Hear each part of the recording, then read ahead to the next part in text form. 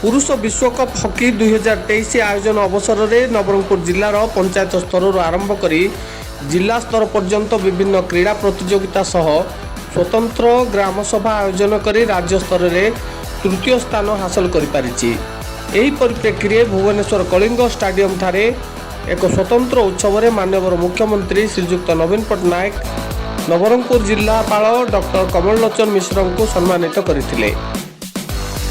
तेणु आज जिला प्रशासन पक्षर एक संबर्धना सभा जिलापाल कार्यालय अशोक मेहटा सभागृह में आयोजन करा जायतिला।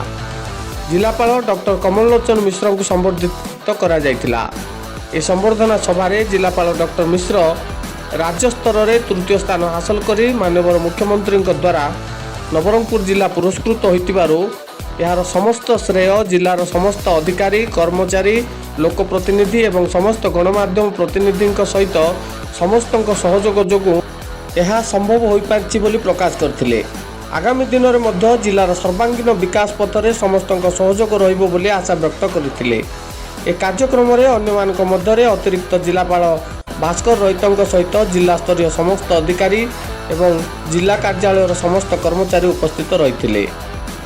नवरंगपुर लक्ष्मीचंद्र टाकरी रिपोर्ट ठीक खबर।